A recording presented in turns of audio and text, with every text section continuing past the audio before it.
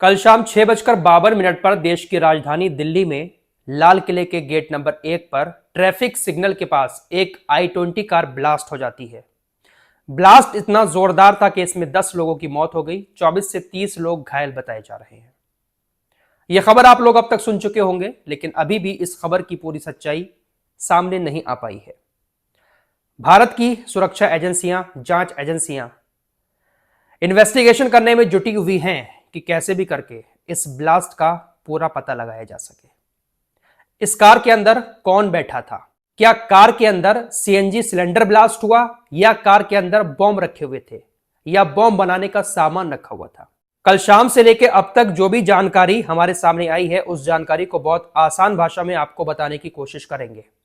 कुछ लोग गिरफ्तार भी हुए हैं, लेकिन सरकार की तरफ से, सरकारी एजेंसियों की तरफ से अभी भी इस मामले को लेकर पूरी जानकारी नहीं दी गई है और ना ही अभी तक पूरी तरह से इस हमले को आतंकी हमला बताया गया है। दरअसल इस पूरे मामले की शुरुआत शाम 6:52 पर हुई। लाल किले का जो गेट नंबर 1 है, वहां पर एक ट्रैफिक सिग्नल भी है। धीरे धीरे गाड़ियां वहां पर बढ़ रही थी। I-20 एक कार थी, उसके पीछे भी गाड़ियां थी और उसके आगे भी गाड़ियां थी, क्योंकि वहां पर रश ज्यादा रहता है। धीरे धीरे वो गाड़ी बढ़ रही थी। जो अब तक जानकारी सामने आई है, पुलिस के मुताबिक उस कार में तकरीबन 2 से 3 लोग हो सकते हैं।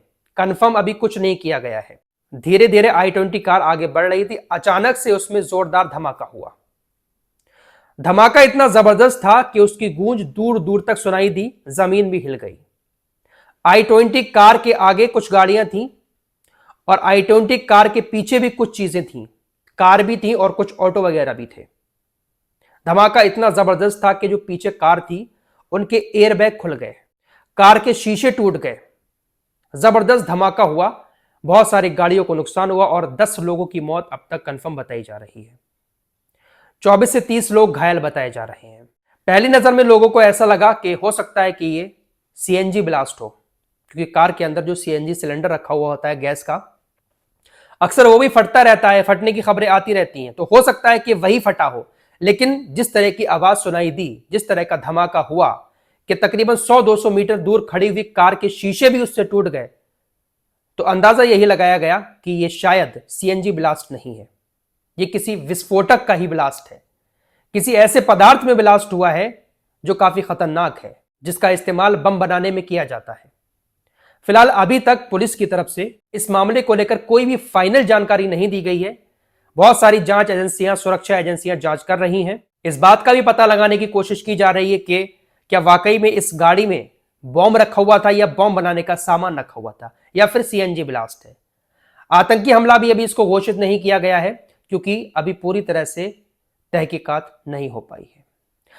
अब इसकी शुरुआत कल सुबह से हुई। दरअसल कल सुबह के वक्त में जम्मू कश्मीर की पुलिस ने फरीदाबाद की पुलिस के साथ, हरियाणा की पुलिस के साथ मिलकर 2900 किलो विस्फोटक बरामद किया था और यह विस्फोटक डॉक्टर्स के पास से मिला। दिल्ली में धमाके से कुछ घंटे पहले की ही यह खबर है कि पुलिस ने ऑपरेशन चलाकर 2900 किलो विस्फोटक पदार्थ बरामद किया था। साथ ही साथ एक असॉल्ट और एक AK-47 राइफल भी जब्त की थी। पुलिस सूत्रों के मुताबिक पुलिस 4 ऐसे डॉक्टर्स की तलाश कर रही थी जो जैश से जुड़े हुए थे।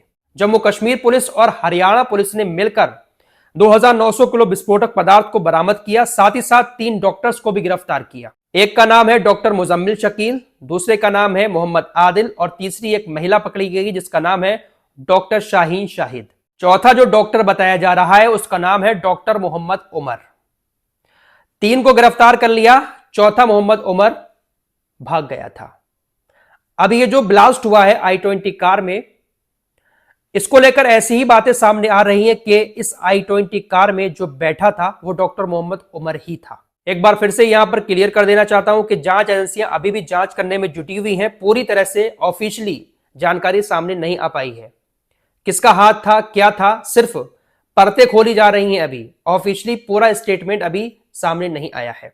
दरअसल जब पुलिस ने सीसीटीवी फुटेज को खंगालना शुरू किया तो ऐसी बात सामने आई कि जो सुनहरी मस्जिद है वहां पर उसकी पार्किंग में यह कार जो I-20 ब्लास्ट हुई है वो 3 घंटे तक तकरीबन वहां पर खड़ी रही और इस कार में जो शख्स बैठा है जिसको डॉक्टर मोहम्मद उमर बताया जा रहा है, उसने मास्क लगाया हुआ था, इसीलिए उसकी ठीक से पहचान नहीं हो पा रही है।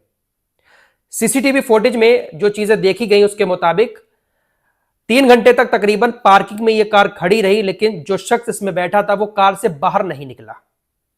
या तो वो किसी का इंतजार कर रहा था या किसी फोन कॉल का इंतजार कर रहा था किसी घटना को अंजाम देने के लिए।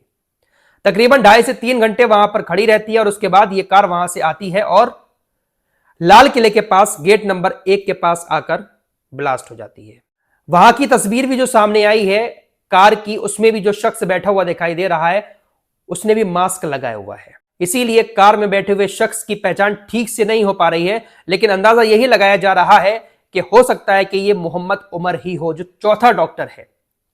फरीदाबाद में कल सुबह ही पकड़े गए, इतना सारा विस्फोटक पकड़ा गया। हो सकता है कि कुछ और विस्फोटक हो जिसको ये कहीं और ठिकाने लगाने ले जाता हो, या फिर इसका कहीं ले जाकर इसको ब्लास्ट करने का प्लान हो।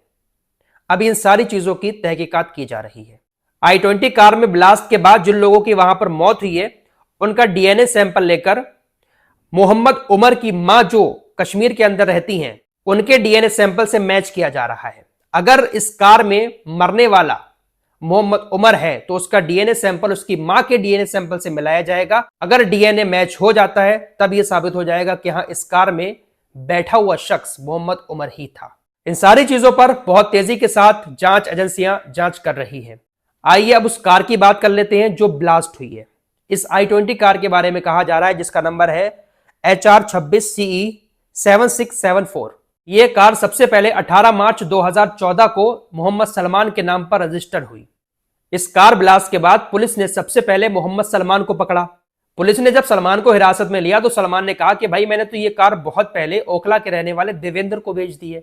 उसके बाद आगे जब जांच की गई तो देवेंद्र ने कहा कि मैंने ये कार अंबाला के एक शख्स को बेची थी और बाद में ये कार कश्मीर के पुलवामा के रहने वाले तारिक के पास पहुंची। पुलिस ने पुलवामा के तारिक और उसके भाई आमिर रशीद मीर को अरेस्ट कर लिया। आमिर पेशे से प्लम्बर था, उसे कल शाम अवंतीपुरा पुलिस ने गिरफ्तार किया।